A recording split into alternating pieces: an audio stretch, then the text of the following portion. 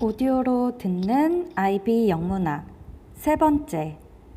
오늘은 성경 다음으로 많이 읽히는 소설이라는 별명을 가진 하퍼 리의 소설 앵무새 죽이기, 원제는 To Kill a Mockingbird를 소개하겠습니다.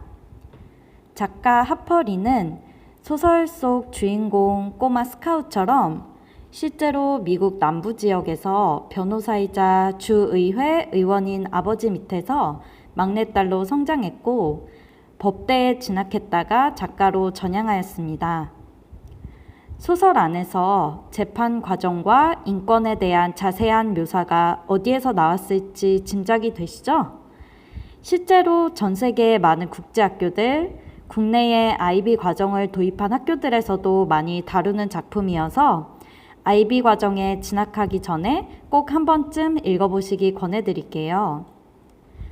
등장인물은 주인공인 9살 꼬마 스카웃 진 루이스, 변호사이자 주 의원인 에티커스 핀치, 변호사이자 아버지, 친오빠 잼, 이렇게 3명이고요. 마을의 주민들과 친구들의 모습이 마치 독자들이 그 마을의 주민이라도 된 것처럼 매우 자세하게 그려져 있어요.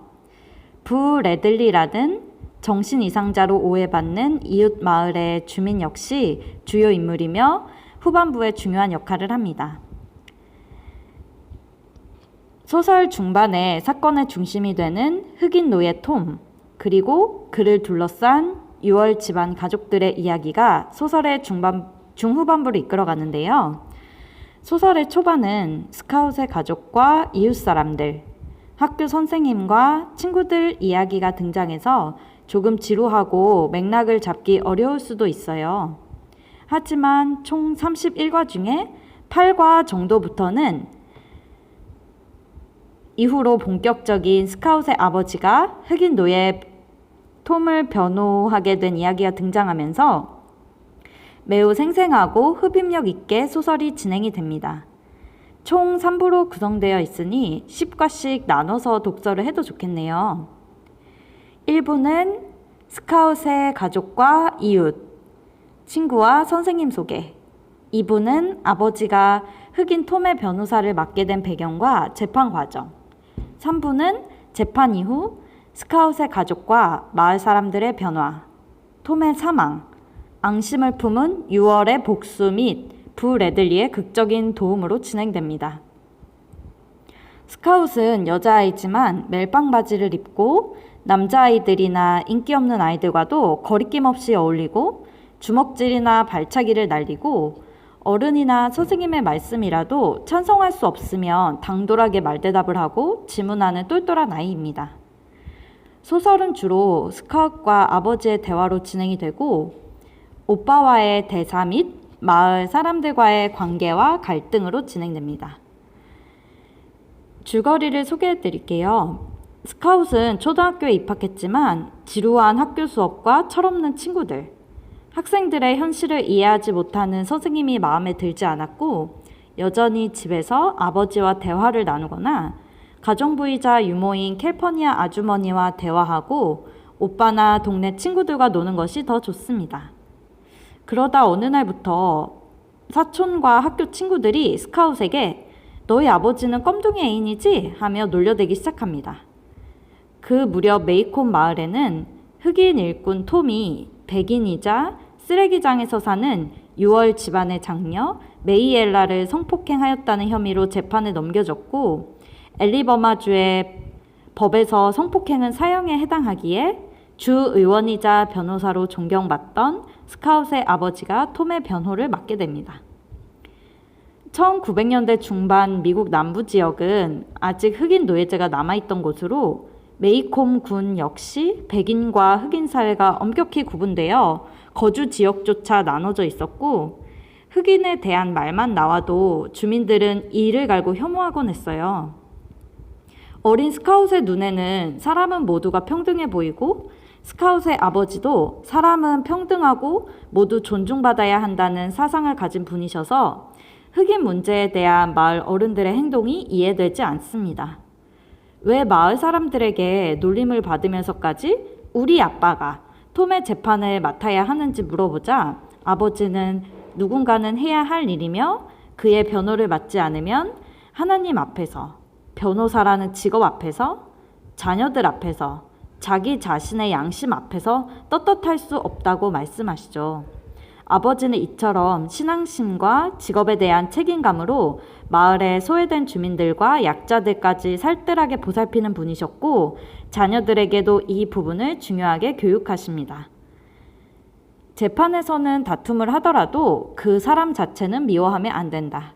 인간은 신 앞에서 평등하고 모두의 삶의 방식과 인권은 존중받아야 한다고 늘 말씀하시죠. 하지만 한 가족, 아버지가 유일하게 쓰레기라고 욕하는 가족이 있었는데 바로 쓰레기장 근처에 살면서 알코올 중독으로 가정폭력을 일삼고 자녀들을 방치하는 6월 가족이었습니다.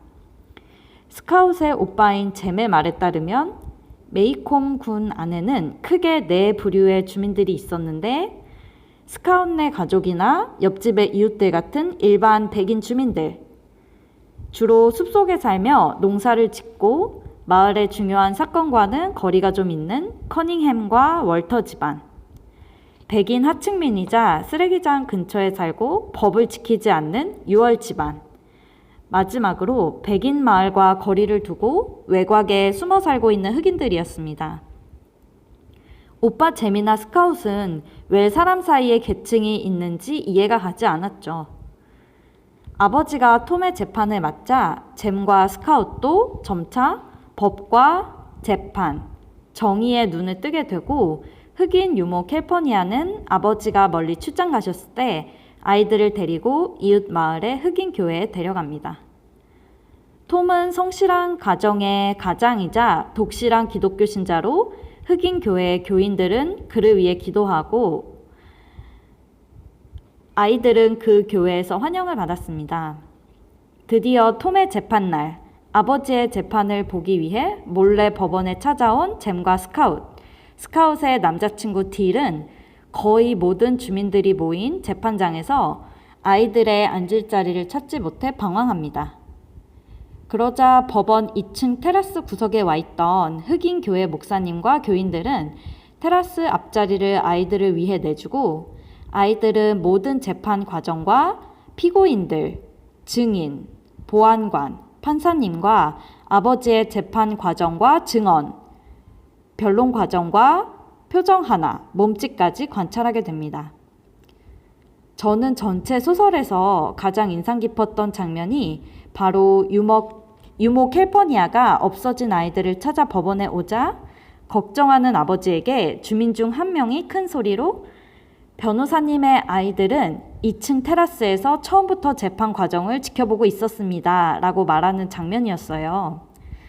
법정 안의 모든 사람들이 흑인들이 서 있던 2층 테라스의 아이들을 바라보았을 테고 그 장면은 백인과 흑인 사회의 어른들이 만든 법이라는 경계를 깨는 순수하고 용감한 아이들의 행동을 나타냈죠. 또한 선입견 없이 아이들을 받아주고 배려해 주신 흑인 목사님의 관용을 나타내기도 합니다. 어른들은 법과 법원을 만들고 판사와 검사를 만들고 죄 없는 사람을 세워두고 재판을 했지만 아이들은 순수하게 모든 것을 관찰하고 스스로 판단하려고 했습니다.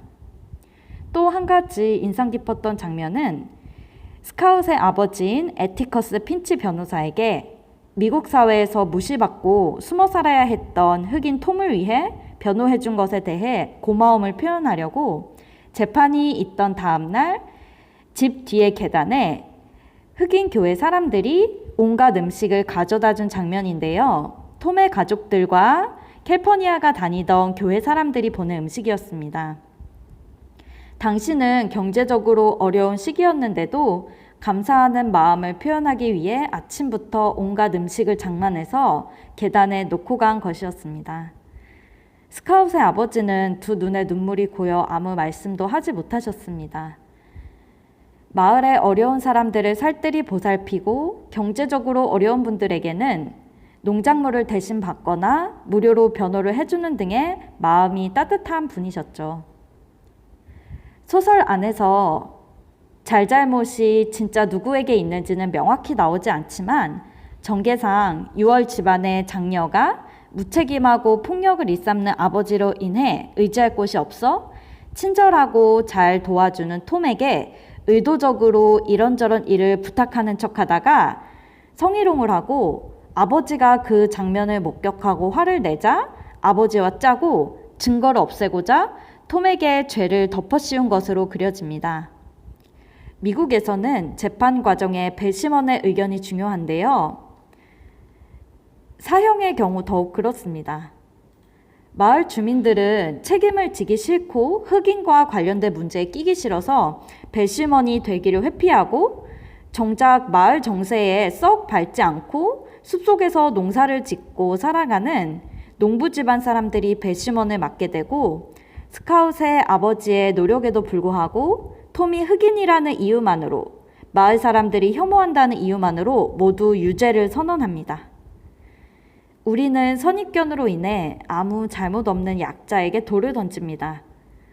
소설 안에서는 인종 갈등으로 그려지지만 온라인에서 아무 이유 없이 누군가에게 악플을 달거나 학교에서 약해 보이는 친구를 이유 없이 괴롭히거나 따돌림에 동조하는 행동들도 우리의 부끄러운 편견으로 인한 유죄 판결이 될 수 있겠죠.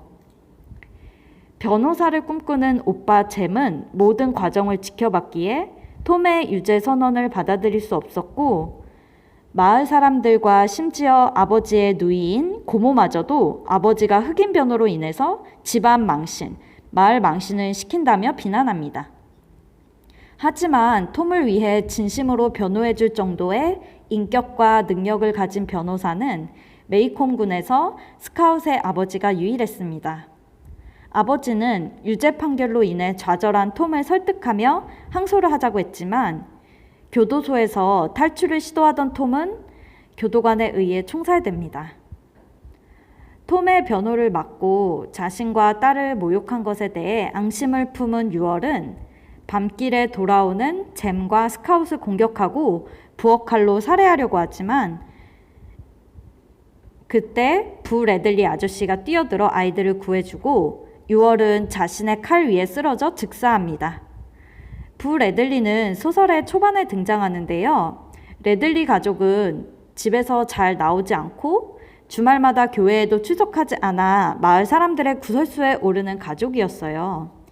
이상한 종교를 믿는다는 둥, 정신질환이 있다는 둥 오해를 받지만 사람이 많은 곳이나 밝은 곳을 회피하는 성격에 제 추측에나마 마을 사람들의 이런저런 참견과 구설수로 인해서 상처를 받아 결국 문을 닫고 살게 된 것이 아닌가 해요.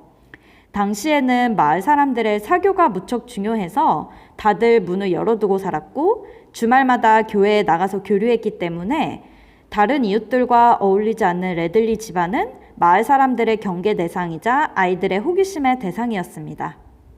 하지만 부 레들리, 본명은 아서 레들리입니다.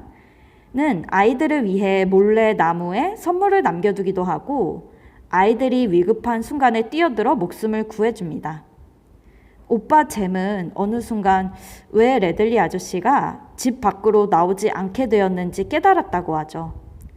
겉으로는 평화롭고 친근해 보이는 마을 사람들의 편견과 선입견으로 인해서 죄 없는 사람에게 유죄와 사형 판결을 내리는 장면, 어른들의 위선과 잔인함을 본 뒤로 원치 않으면 집 밖에 잘 나오지 않는 어른도 있으며 그것은 스스로 원해서 자처한 고립이라는 것을 깨닫게 됩니다.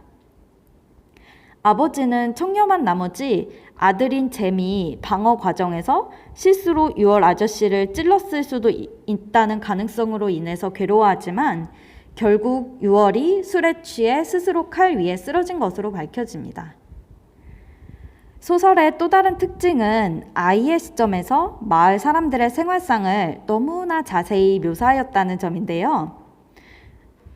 옆집 아주머니의 케이크 비법, 누구의 마당에 무슨 꽃이 심어져 있는지 등 진짜 그 마을 주민인 듯한 착각을 일으킬 정도인데요.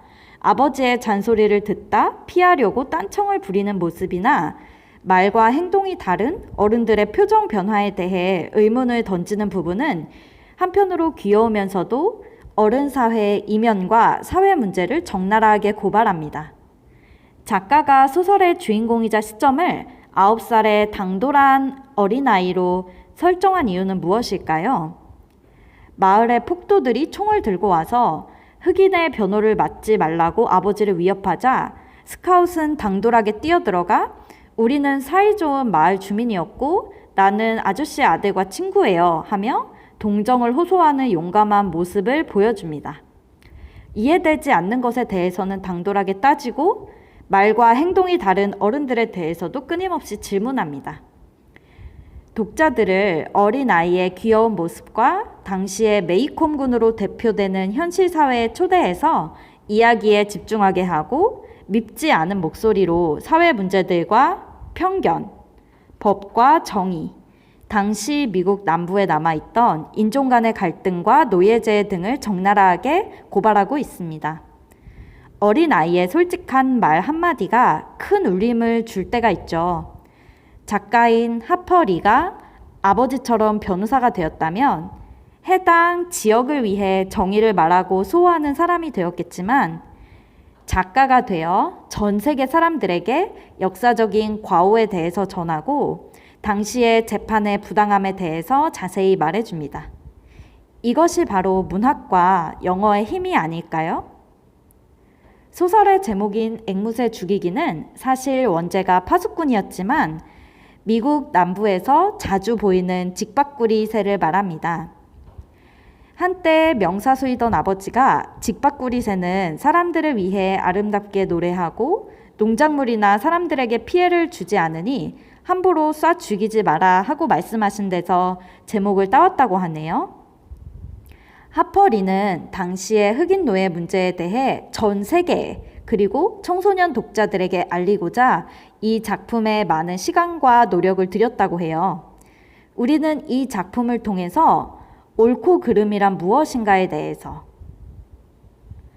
노예제에 대해서, 인종 갈등과 사회 계층 문제, 사람의 선입견과 법, 재판이란 항상 옳은 것인가에 대해 생각해 볼 수 있습니다.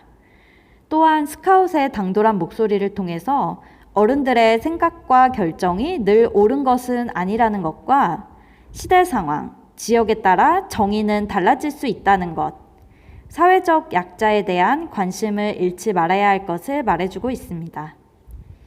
내가 속한 사회, 우리 학교, 우리 마을, 우리나라의 사회적인 약자는 누구인가요? 같은 사건에 대해서도 마을 사람들의 판단과 행동은 모두 다르고 가십거리로 여기고 부풀려 떠들어대는 사람들이 있는가 하면 직접 사건에 뛰어들진 못해도 옳고 그름을 분별하여 신중하게 행동하는 옆집 이웃 모리 아주머니와 캘퍼니아 유모와 같은 인물도 있었습니다. 소설에서 말하는 앵무새, 머킹버드는 과연 누구였을까요? 톰이었을까요? 6월 가족이었을까요? 어려운 변호를 맡아야 했던 아버지였을까요? 혹은 원치 않는 일을 떠맡은 배심원들, 혹은 메이콤 군의 마을 사람들이었을까요? 부 레들리 아저씨였을까요? 아니면 자기 자신의 양심이지는 않을까요? 답은 지금 이 이야기를 듣고 있는 학생들의 몫입니다. 소설의 초반부에 스카웃이 자신을 혼내는 선생님과 버릇없는 친구들이 마음에 들지 않아 학교 가기를 거부하자 아버지께서는 누군가를 정말로 이해하려고 한다면 그 사람의 입장에서 생각해야 하는 거야 하고 말씀하셨는데요.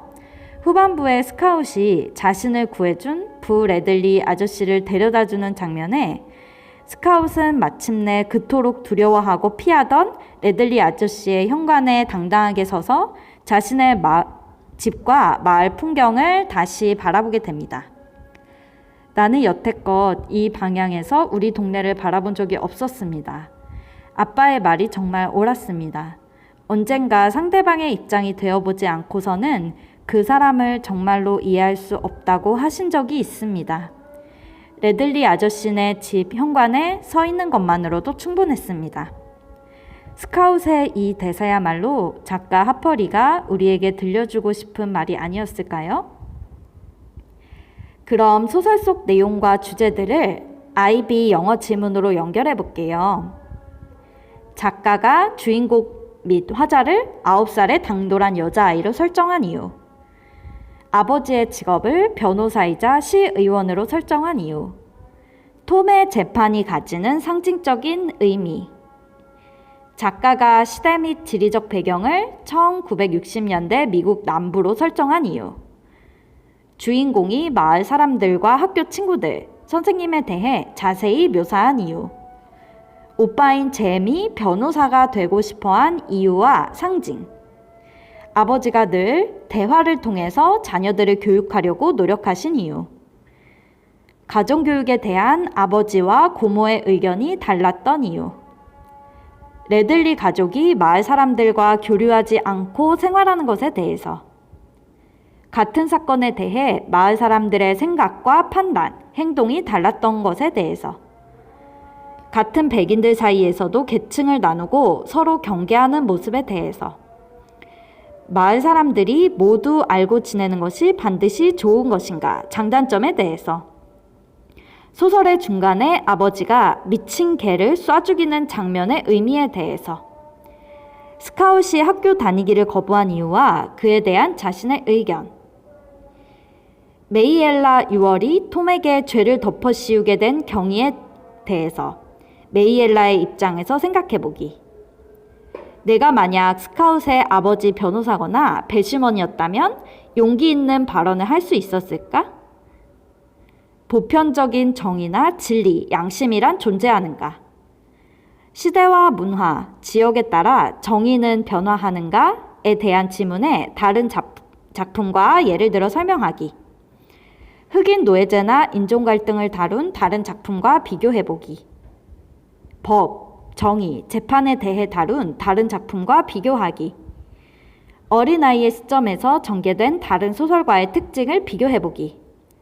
마지막으로 작품 안에서 머킹버드는 누구인가에 대해서. 어린아이의 입을 빌려 당시 잔존하던 흑인 노예제와 인권에 대해 과감하게 말하고 소외된 약자들에 대한 관심과 배려를 잊지 말 것을 전하는 소설. 하퍼 리의 앵무새 죽이기였습니다. 감사합니다.